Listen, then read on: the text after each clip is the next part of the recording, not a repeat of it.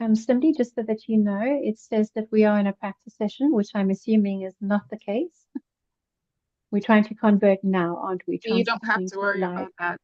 You don't have to worry Awesome. about that. Thank you so much.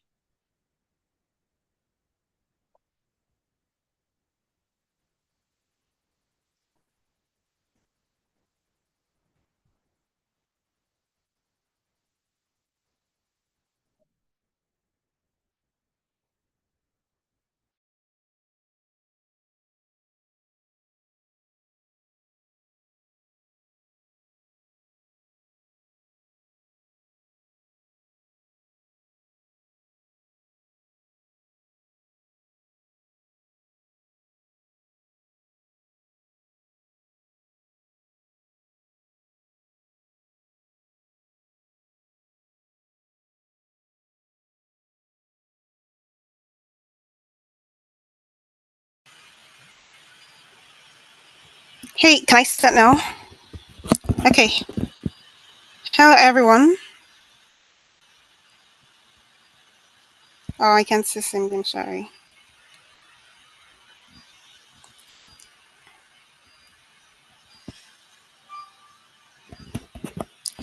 Hello, everyone.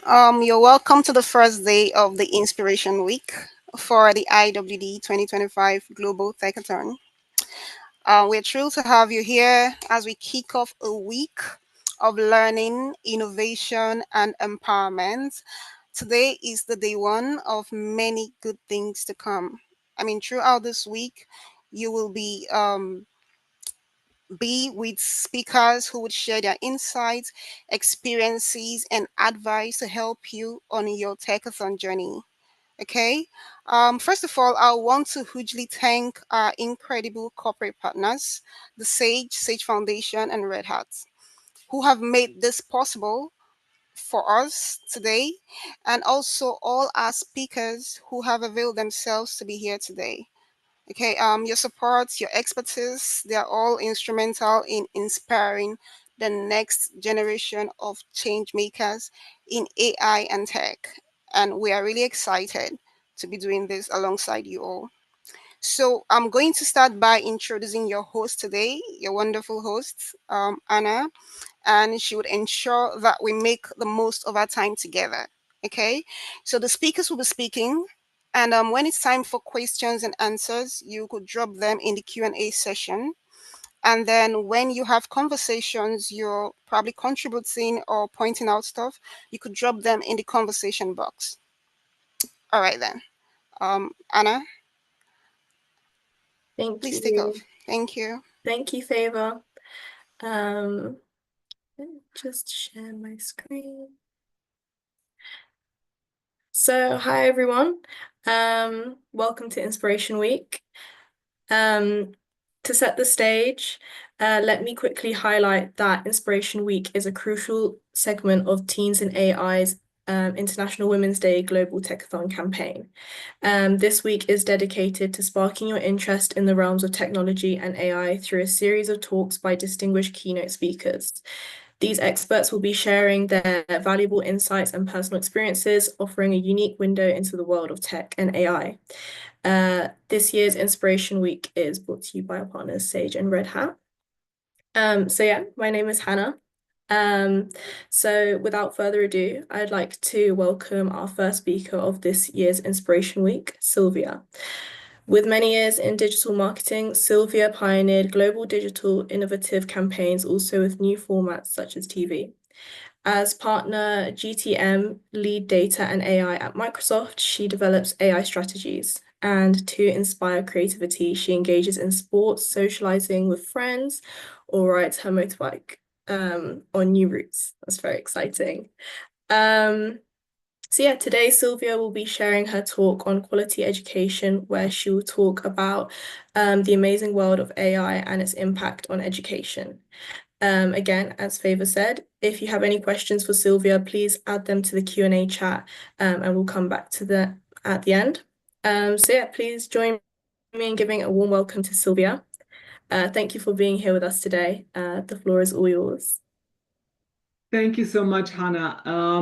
First of all, let me say good afternoon, good evening, good morning to wherever you're listening to this, either live stream or to the recording. I really feel blessed and I'm thrilled to talking to you today, and especially not being the first in this incredible week ahead, but also because talking about my passions. And I hope I can share some insights and inspirations for your life, personal and business with AI. As Hannah said, I'm Sylvia Lohr. I'm based in Germany. I'm in the partner organization for Microsoft as go-to-market lead for data and AI app innovation. It sounds incredible. It is an incredible job. But how do you come to this role? I will come back to that question a little later. But believe me, before having this role, I'd been in various different roles, mostly aligned with tech, but this even by not being a digital native. So all you listening today, you are much, much younger than I am. You're a digital native. And by saying that, there is a purpose for me saying that. So there's always a way to start something new and to get inspired and to get really excited about that. So I will share all these inspirations along my presentation, as Anna had said, just add comments and questions to the Q&A. So what can you expect from today's talk? So let's talk AI. We will see the implications in business and personal environments, in your individual environments. I will talk you through a little bit about will there be or are there already any AI-specific career paths, or maybe even replacing well-known. And how can everyone take care of proper use of AI and get it shared across? And finally, I hope I've got a great list of you for fun entries into your individual AI journey. So when we talk about AI in business and personal, so AI is there to stay. It is real. And however, did you know that AI has been launched already in the 50s? Believe me, that was even far prior my birthday. And at that time, AI wasn't known. Even 30 years later, it wasn't common to have personal PCs or devices. Companies working with IT had used huge rooms, the very, very early stage of data centers for their service, while only a rare number of people had been enabled to working with computers. Never forget, we are just talking about a little bit than 70 years ago. It all changed in the late 80s when the internet became real for public, and with it the opportunity to start chatting, searching, even without using printed media and or lending phones. I don't know if you all know lending phones, but I still know to pick up something to hear and to talk to, and still, it changed tremendously. So when you see the numbers on this slide, Gen AI is the #1 reason for all of us using AI so much more in everyone's daily life. And it just had been launched 2 years ago. Just think about that. And honestly spoken, in my daily routines, I couldn't survive without AI anymore. So for example, I've prepared this presentation with the help of Copilot. So I asked Copilot, how could and should the flow look like when talking to you, when talking about AI, when talking about something I'm used to it on the day-to-day business. So I hope that my little Copilot agent really came up with a correct and hopefully inspiring flow for you. I also used DALL-E, for example, to create these wonderful, colorful images. And also, I searched for stats using Copilot. So with that, I always tried to give you a little bit hint of the different use cases you can use AI in a daily business. However, before I really created this presentation, added the stats to, added the numbers to it, I took a good amount of time to validate and verify the content because it is tremendously important to use my knowledge or others' knowledge really to verify if the content is real and really helpful and truth for you or for me to share with you. I lost the word, sorry for that. So this is life, right? It's all about life.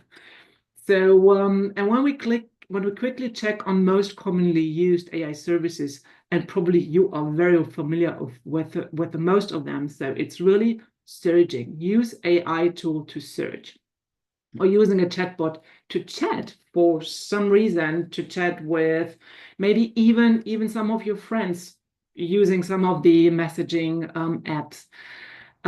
I still know the times where you could only search by using one single keyword. Can you imagine one single keyword and then trying to find the best of all the internet? It took ages. And then a little bit later, I was so happy being able to use keyword chains, kind of not a real sentence, but a chain. So one word after the other, trying to be very logical, as I thought, well, this could be logical for the application. And today I'm so happy, as probably you all are, using my natural language. So I don't even think about the right spelling. I don't need to even think about if the wording is correct, because I can play around. And so this is still amazing to me. And when we see the numbers, it seems to be quite common and convenient for young people like you are as well. So as said, chatbots, text generation is the number one, but also thinking about image generations or even videos. I have done it for some presentations and it's really cool. When talking about use cases, so I started with some already, and interesting enough, you will probably use AI services without even knowing or recognizing. So think about smart assistants like Amazon's Alexa, Apple's Siri, or Google Assistant, or thinking about social media, so Insta or TikTok. Those are AI algorithms that create new feeds or suggest friends to you, or even recommend content. On the entertainment part, thinking about Netflix or Spotify, those are AI-driven recommendations you see on those platforms. And also, I already mentioned some of those AI-powered chatbots and virtual assistants. So really helping you, for example, for those having banking accounts to do your banking stuff, or in financial security or any security part. Advanced algorithms can detect unusual patterns to identify fraud. Very, very important. Now we'll come to that in a minute. Healthcare. Something for everyone, right? So AI is being used to improve diagnostics and treatment plans even, or mental health. So think about AI is already helping by improving access to mental health services, or even maybe virtual therapy sessions. Talking about environmental sustainability, a huge topic for everyone, right? So AI is being used also to monitor and manage natural resources more efficiently. So these new use cases do provide new career paths. So now I'm coming to the educational part and what you can do when thinking about AI. So those new career paths are either data science or engineering and development, which is a little bit more traditional already when we talk about software applications and development. But we also have new career paths in robotics or cybersecurity, just to name some. So for those, there are already some kind of exams to be taken. But most importantly, whenever we talk about education, quality education in AI is really your daily learning. So remember, I started this session by saying I'm not a digital native. How can I come from a non-IT organization where I started my career to become a go-to-market lead data and AI in the market-leading companies such Microsoft? It is because I'm still curious. I've started to learn along my career, and this is really something to be taken with you. So even when we talk about traditional career opportunities, like you see on this slide, those are traditional. When we talk AI, we are not talking only about those sufficient and sophisticated job opportunities. We're also talking about those you might already know, like marketing and sales, customer relationship management, production, logistics. Every industry, every organization, every company in the world is now running on AI. So given the fact that you are probably the first generation growing up with all those fantastic applications and those mobile devices, the world of career opportunities for you is so much more colorful and broadened than it was ever in my mind when I started my career. Having said that, think about out of the box. Don't stay with, okay, when I would like to start my career in AI, I need to look into development. I need to become an engineer. No, it is think about what you would like to do. Think about where you can maybe expand your knowledge and who to talk to get those specializations. However, when talking about education in AI, one part is very important, and also in your daily usage is it fake or truth? And independent on how you use it, always be alerted to verify and validate the content you're getting out of your online search. And the best to do it, sharing knowledge and experience amongst your friends, with your family, with your parents, with your teachers. So talking AI does mean talking amongst people, being human, and use the human brain to get everything, as said, validated, certified, and even more evolved. At Microsoft, for example, we have started the so-called responsible AI principles already in 2018. So far earlier than ChatGPT had been launched and the hype started. And this is a milestone for each of us in Microsoft, but also across the tech industry. So we are talking about fairness. We are talking about reliability. How reliable is the system working with AI? Privacy, so data security. How inclusive is an AI application? Transparency, who has really developed that application, and then who is accountable for the content being shared with you. So this is really a great start into your new life, thinking, talking, playing with AI. And remember the different career paths. Education in AI means first and foremost, be curious, test, play, and share every day. On this slide, you will see a list of free workshops and courses you can start with. But as said, talk to your parents, talk to your teachers, talk to someone you trust, how you can start. Talk to organizations like Teens in AI. Follow this week to get more inspirations, to get a better understanding of where you can maybe start your own career and your own pathway. And also get connected to initiatives such as maybe the Girls' Day. So there will be Girls' Day in the upcoming months where you can start looking into some of those careers where you would have never thought that this could be a job in a tech company. But this is the but. Don't wait for the opportunity to find you. It will never happen, believe me. But start looking for opportunities and be courageous to follow new directions.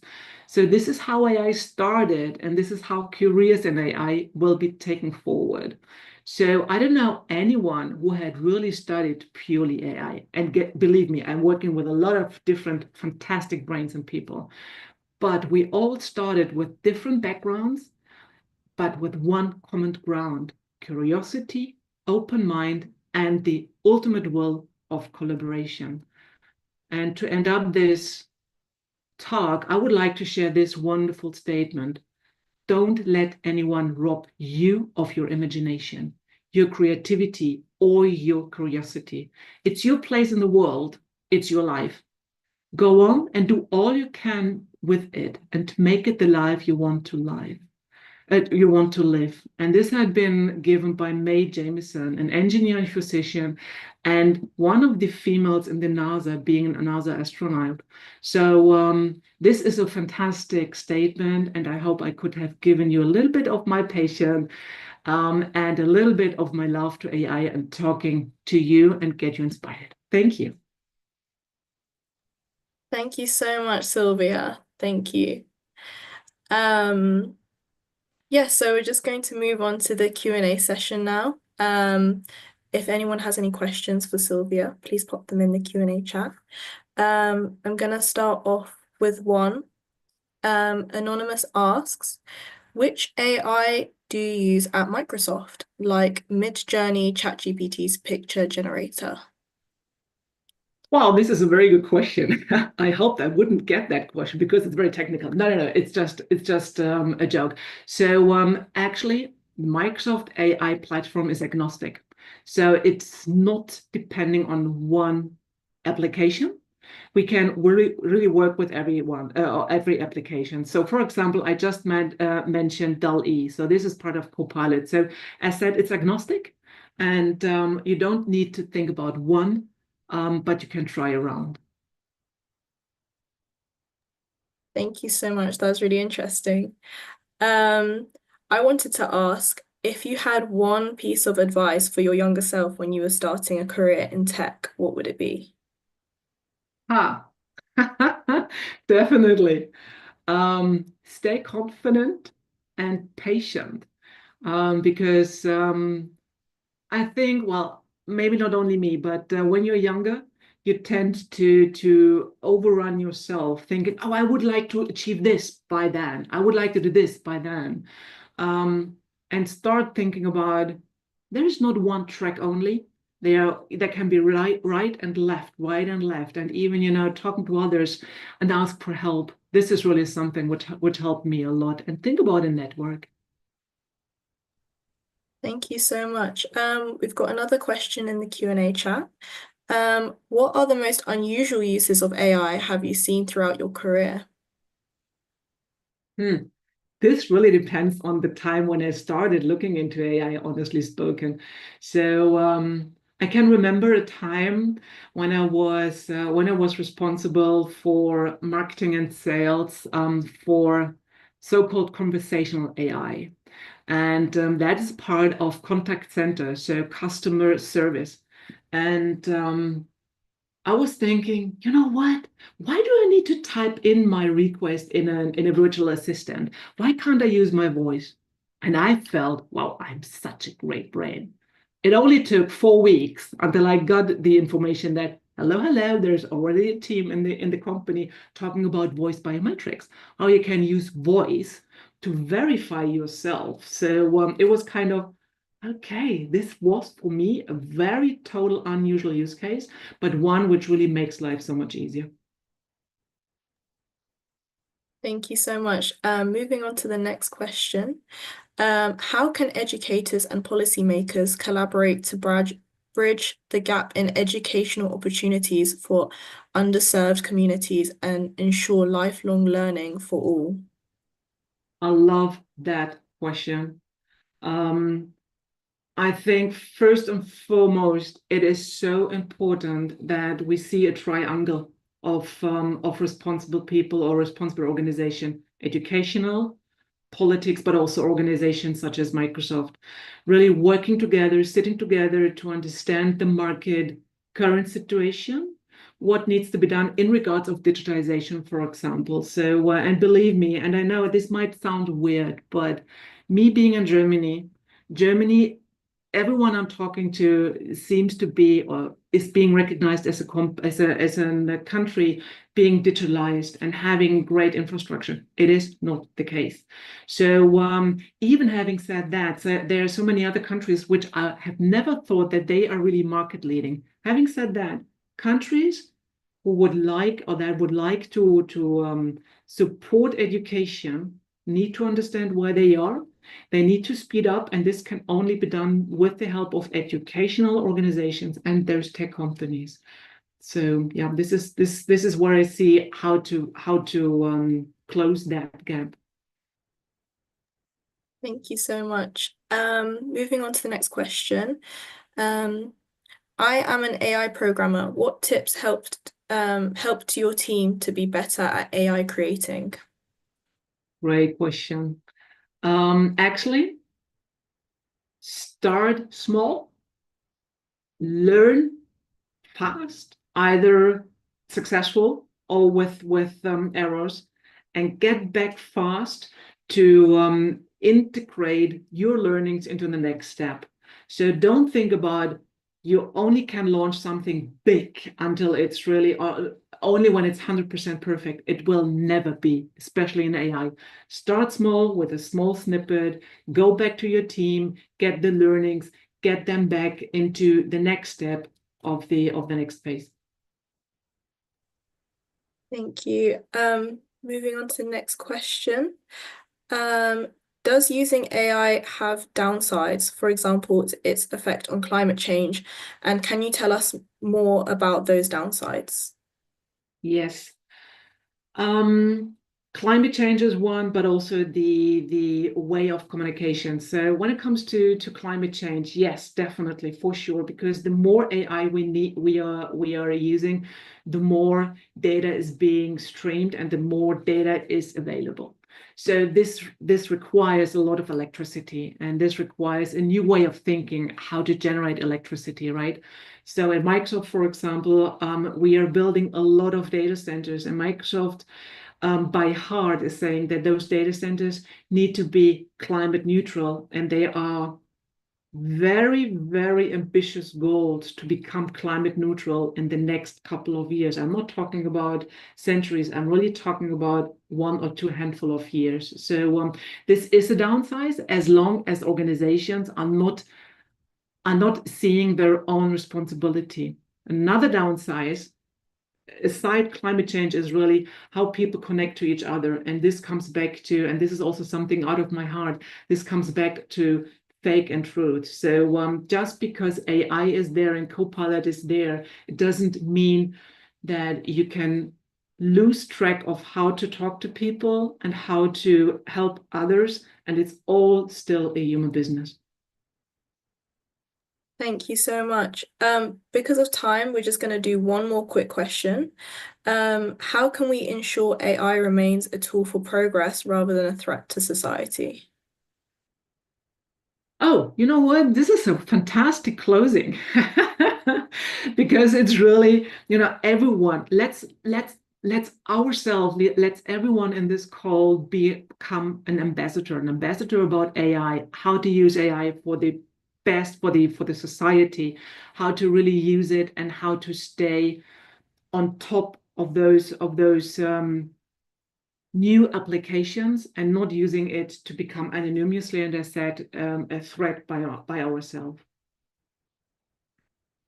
Thank you so much. I'm going to close the Q&A now. But yeah, thank you so much, Sylvia, for your talk. I hope that our audience feels empowered and inspired to learn more about AI and education.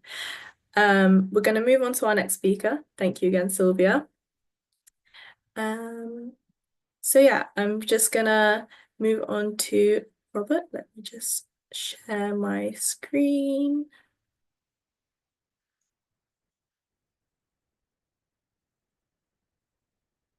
Hi, Robert. I'm going to introduce Robert Clark. He is a PhD student. Oh, sorry. He is a PhD student developing brain-computer inferences for the control of assistive tools. His focus is on neuromorphic and biocomputing algorithms. Outside of this, he enjoys writing music, traveling, and engaging with Web3 communities. Today, Rob will be covering the field of biocomputing, focusing mainly on neutral biocomputing. He'll talk about how this field is divided alongside other types of computation and how the ethical landscape around these technologies could unfold. Again, if you have any questions for Robert, please put them in the Q&A and we'll come back to them at the end. But yeah, welcome, Robert. Thank you so much for being with us today. I'm gonna hand over to you. Thank you. All right. Good morning, good evening, good night, wherever you are. Let me share my screen. All right, and today I'm going to talk about biocomputing. It's something that you may or may not have heard of, but it, to me, is the next frontier of intelligent computing. So what I'm going to go through is what biocomputing is, what the different types are, why do we actually need to be doing this type of computing, the different types of neural intelligence and what there currently is in the world, some ethical considerations, and some other cool things that I've seen that I think you'll like. So what actually is biocomputing? It's a really interdisciplinary field. It takes a lot of different people coming together to make this type of computing work. And it really fuses together ideas from biology and computing and biological principles to design entirely new types of systems that allow us to use and understand biological processes for intelligent computation. But why do we need to be creating these new types of biologically inspired or biological computation mechanisms? And it's really because of some of the things that we've already touched on. The fact that current AI is way too energy inefficient. We have to use large amounts of energy to train models on GPUs. And not only are they too energy inefficient, but they're too data inefficient.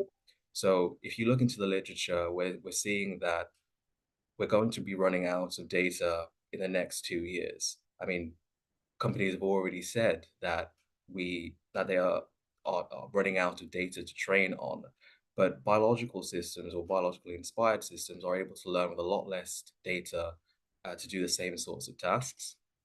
But additionally, we as living things, we learn from experience or something called online learning. And this is something that we still haven't been able to do computationally. So being able to learn online allows the system to be able to act more efficiently.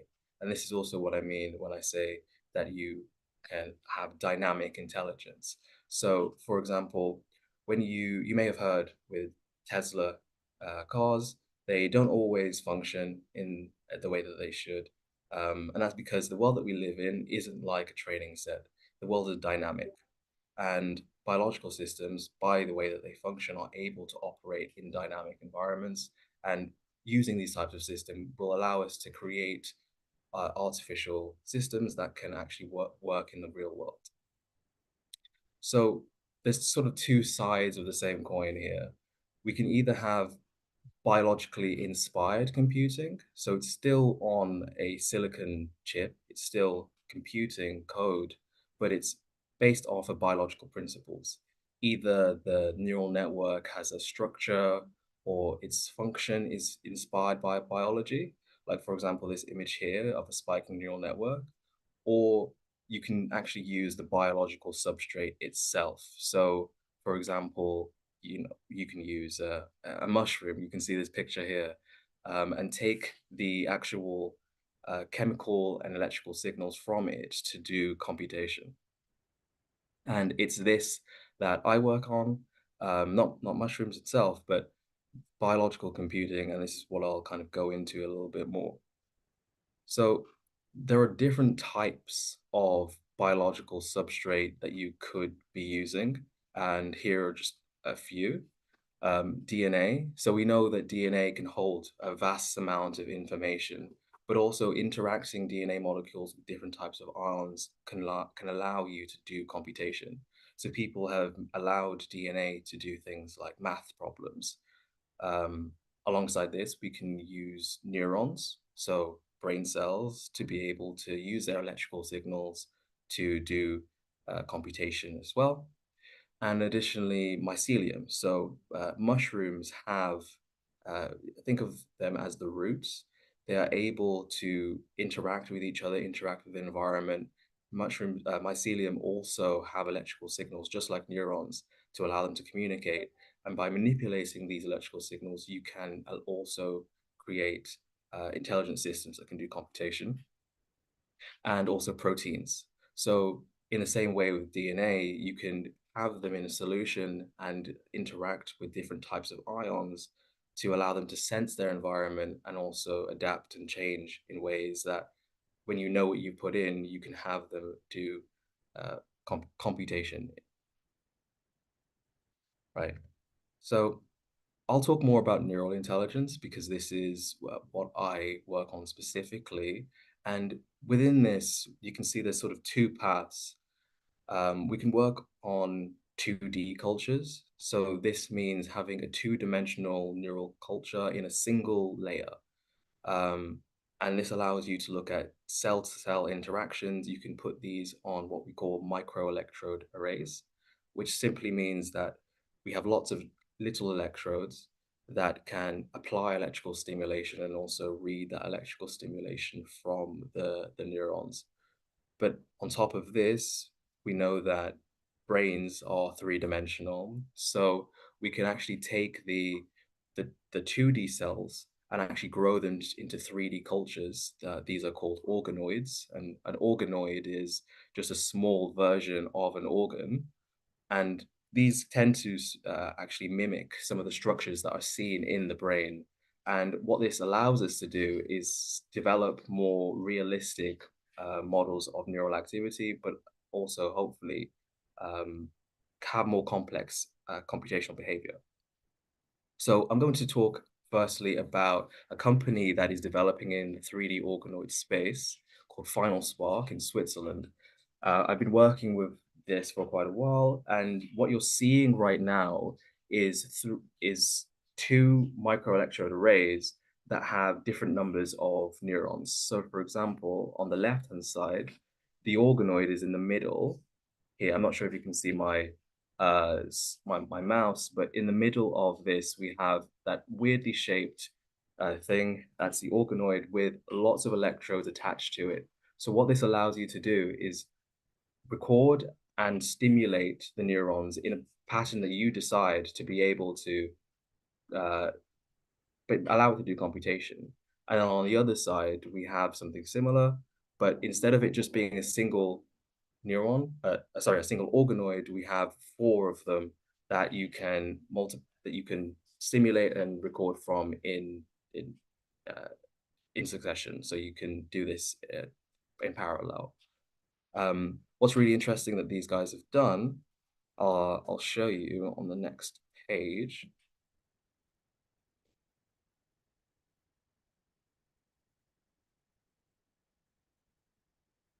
Here is not just a Just pull that back.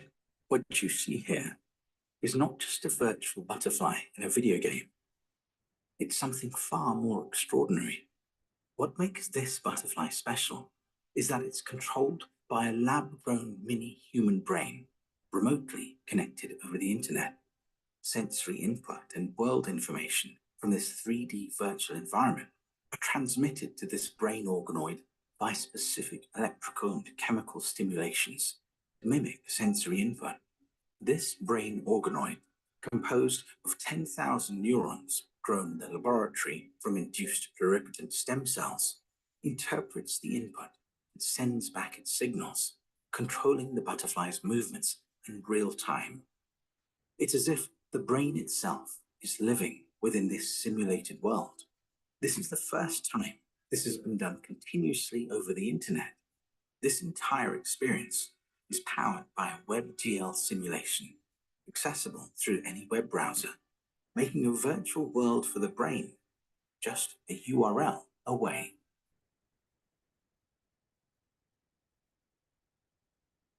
So this is one such application, and like they mentioned, this is all available over the internet. So we're going to see a world very soon where people can use this in a similar way to Google Colab, but it's still very early in the research. I'm also going to talk about the other side now, so not using 3D cultures, but also using 2D cultures. And this has come from a company called Cortical Labs that I also work with. And they've kind of taken a different route where they have created a system that allows you to keep these neurons alive. So in the same way that we have clusters of graphics processing units or GPUs for doing AI computation, what they are moving towards is a world where we have racks of these microelectrode arrays with neurons inside of them to be able to do the same kinds of computation, but with drastically less energy and data demands. I'll show you a demo of one of their most amazing pieces of work where they were able to get these neurons, so living neurons, to play the video game Pong.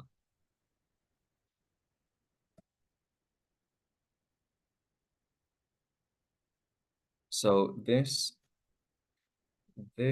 is the microelectrode array that you're seeing here. So each one of these squares you can think of as an electrode, and there's a few different things that you can play around with, like for example, the actual amplitude of the electrical signal that you're placing into the stimulation. And this on the right-hand side is the actual Pong game. So if I just leave the settings as they are, you can now see that these spikes are the electrical stimulation coming from this game. So if I explain it really, really simply, the position of the ball right here is then encoded into the stimulation that you're seeing in that top long rectangle. So when the ball moves, you get a pattern of stimulation, and to make the paddle move, you have this left section that will make it move left, and the right section that will make it move right. So depending on where the activity is greater, the paddle will move either to the left or to the right. And if you're familiar with something called reinforcement learning, either from psychology or computer science, what we do is we give it negative reinforcement when it misses. So that top panel receives a lot of stimulation that doesn't really correlate to anything in the game. And what the neurons will eventually do is learn, okay, do I make more activity in this left region or in this right region so that I don't get that negative stimulation. And this is the general premise of how you would train any kind of living system to be able to do a particular task. So you can all try this. It's freely available, and it's just a simulation. So there's no neurons actually being stimulated with electricity here, but it's a good example to see exactly how you can change different parameters to make the paddle do something. Right.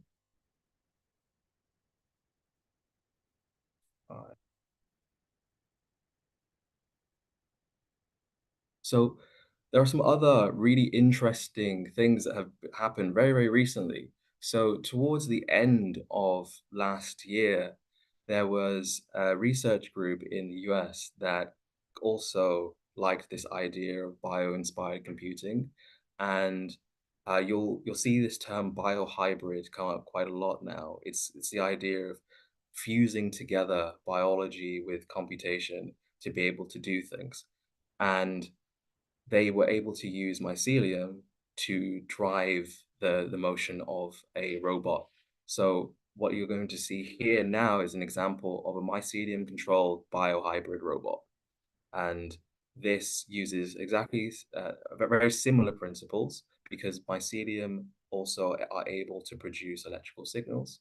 And then once you understand how to either cause those electrical signals or what those electrical signals mean, or how many different types of signals there are, you can then use those to drive the control of a system like a robot.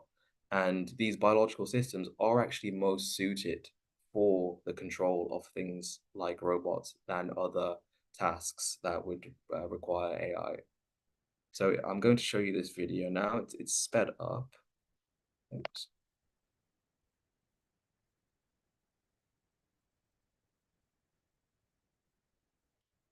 Yeah, sped up. What you can see is the experimenters are using a UV light to stimulate the neurons, sorry, the mycelium in the Petri dish that's at the top of this robot. And they use a pneumatic controller. So it's just air being pumped in and out of the legs. But you can see now that mycelium is now moving the robot towards this light. The general idea is that the mycelium will want to move towards UV light, and that's basically what it did. Right. So while all of this looks really, really cool, there's still a lot of hurdles that we need to overcome to progress this field. So, for example, interfacing technologies. There's still a big problem in interfacing with neural systems or mycelial systems or anything biological for a long period of time. If we're applying electricity, then the electrodes will degrade if we're and also damage the cells. Organoids, like I mentioned, they're 3D, but right now all of the hardware is two-dimensional, so it kind of sits on top, and that means only one side of the organoid is actually coming in contact um, with computation with the multi-electrode array, meaning that you're not really gaining anything from it being 3D. And also, they have to be in these very specialized devices. Yes, I showed an example of mycelium being inside a robot, but we can't really do the same with neurons because they need a lot of other things to keep them alive. So these are some hurdles on that side. But then also, we know that if we're playing around with the biology, well, we're not just electricity. We have a lot of different molecules that interact with cells to be able to allow them to function. And we just don't understand how all of those molecules interact with electricity at this level yet to really be able to control and do really advanced computation. And on top of all of this, there's a lot of ethical considerations that we need to really think about, especially when we're using neurons. Because, for example, organoids, they are biologically plausible. They are 3D structures that can form structures that are similar to our brains. So what does this mean about sentience? What does this mean about their ability to potentially in the future feel pain, potentially perceive the world? Um, we are also unable to interpret their internal states. So they're quite literally a black box right now. We look at their activity and we say this activity is different when we do this versus do something else, but we don't know what else is happening inside. And as we develop more advanced organoids, that interpretability is also going to be harder to achieve. There's also a lot of talk about the potential of consciousness in these sorts of systems. Our brains are made from neurons, and the bigger that we make these systems, the more likely that they become in some way conscious, whatever that means. And with all of this, that therefore means that we need to have some way of having regulatory oversight and accountability for how these systems are actually going to be used. Thank you. I hope that was interesting, and I'm open to questions. Thank you so much, Robert. It's really, really fascinating.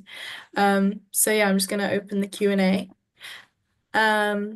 First question is it true that nanotechnology will replace humans and doing all the work by their algorithm? Or is this not even possible in today's conditions? So nanotechnology that's actually something that does fit within this, but I don't think nanotechnology is going to be what replaces humans. No, I wouldn't say that. Thank you. How does AI help scientists, doctors, and other people working in private sectors use the 2D and 3D cultures to interpret diagnosis and still visualize it with the knowledge of biocomputing? So it's really interesting when you look at these from two different sides. So the 3D cultures, because they are more biologically relevant, they are able to form structures that are similar to the brain. You can have much more personalized medicines for people. So you can take someone's skin cell, for example, and reprogram that into a neuron, grow this into an organoid, and then test different medicines on that person's specific organoid to understand how it would impact them. With 2D networks, these are less biologically plausible, so you wouldn't really want to do anything like that with these. Really, they would be for computation. And there are people talking about the potential of these replacing things like convolutional neural networks that are used for image classification and potentially allowing them to help do diagnosis if you could encode your data. So let's say you had information about a patient and you wanted to encode your data as electrical stimulation. This could be one potential application to help do that kind of diagnosis in terms of classification, but that's a lot more far into the future. Definitely not something that could be done reliably right now. Thank you. This next question kind of ties into the last question. How can biocomputing help people in the future? Yeah, so right now, I think the biggest benefit is the fact that it uses so much less energy and data. So we're seeing that AI companies are needing more and more energy to be able to train their models. And that has a knock-on effect on global warming, on the environment. So being able to use these systems that are using less energy is going to help everyone in the long run because, well, we'll be scaling our intelligent systems that everyone uses, but being able to do that in a way that is actually environmentally sustainable. Thank you. Moving on to the next question. What are the biggest challenges in developing biocomputers? Yes, so keeping them alive. So this is one thing because so for example with organoids, they are 3D cultures of cells, and that means that they they can have cores, so that the middle of them can basically die if you can't get nutrients into them, and that's one big problem. How do we keep these systems long enough to really understand how to do computation long term? There's also the ethical considerations that I mentioned. What can and can't you do with them? But that's more for the future once we figure out how to use them properly. Right now, it's how do we keep them alive?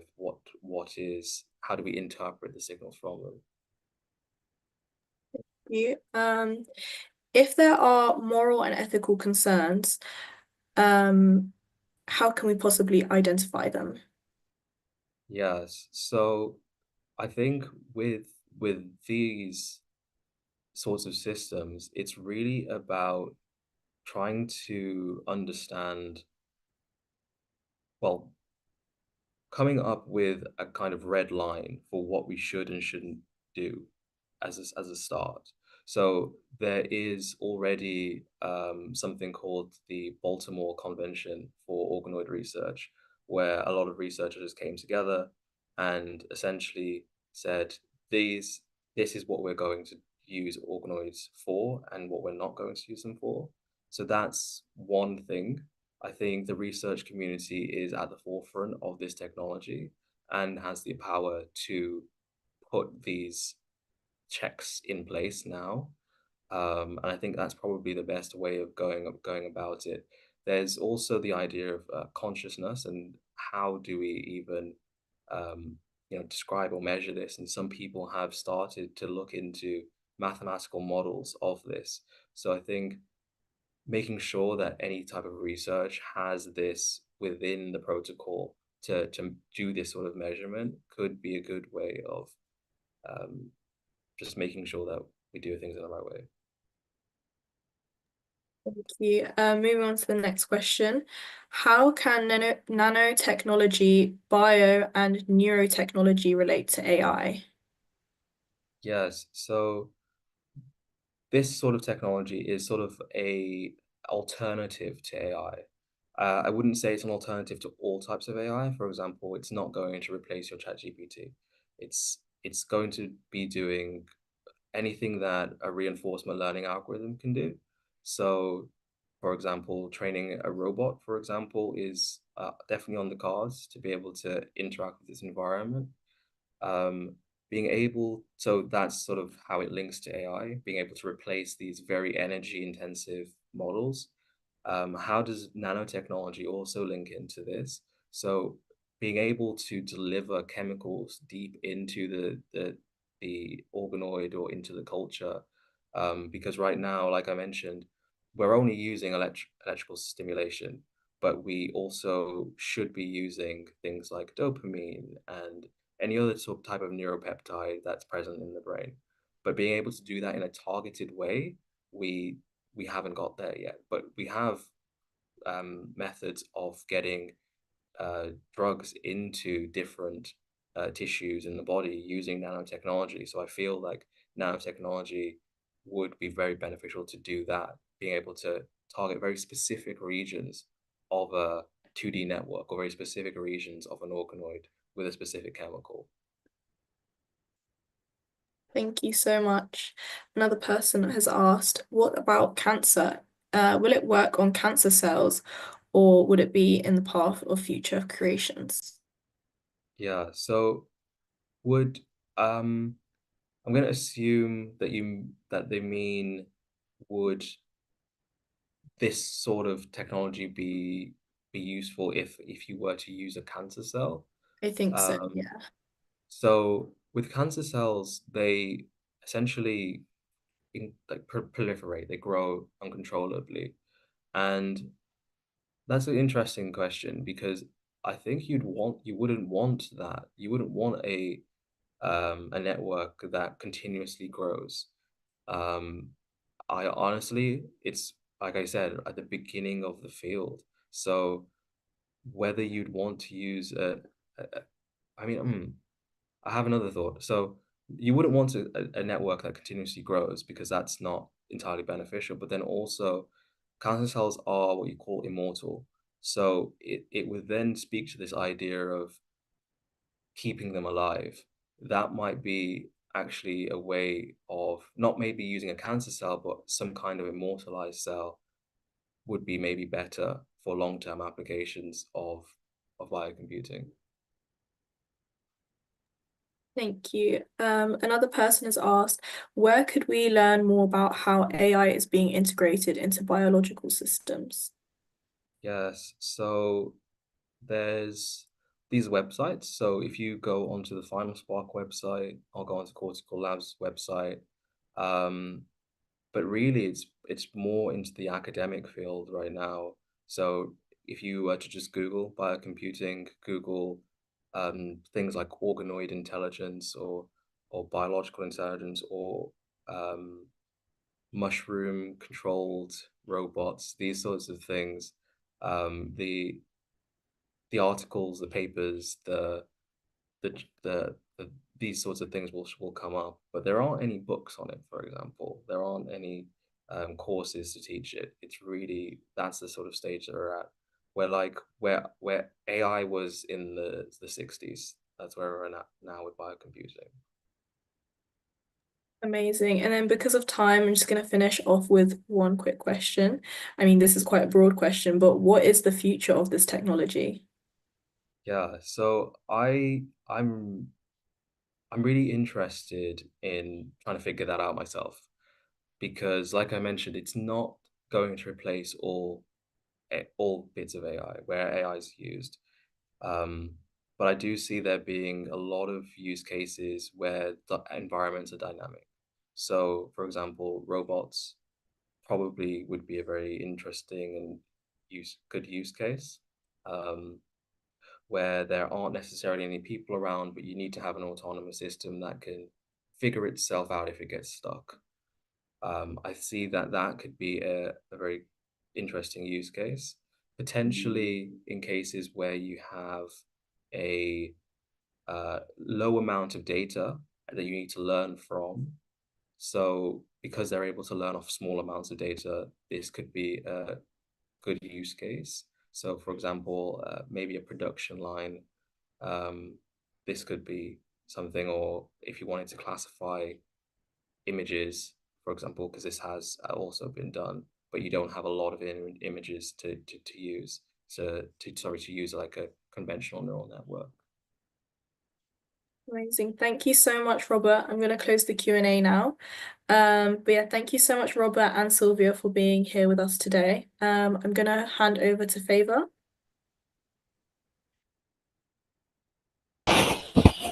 Hey, Robert. Thank you so much, Robert and Sylvia. Hello, everyone. Thanks for staying with us till this point. We've successfully wrapped up today's session, and my mind has been beautifully blown. Talk about being expanded. I have learned something new today. Um, a big thank you to all our speakers for making our time to come share their valuable insights with us. I deeply appreciate everyone who took our time to join also. You know, this is the first session and your engagement has been beautiful. Thank you so much. Once again, a huge thank you to our partners who made this possible, Sage Foundation and Red Hats. Thank you for partnering with us and making this a reality. We are truly grateful. The inspiration week continues. This is just the first session, and be sure to tune in tomorrow and for the rest of the week. For more engaging talks throughout the week, you'll be using the same link also. So we expect to see you tomorrow. We expect to see you Wednesday, Thursday, and also on Friday. Stay curious, stay inspired, everyone, and see you tomorrow. All right. Bye.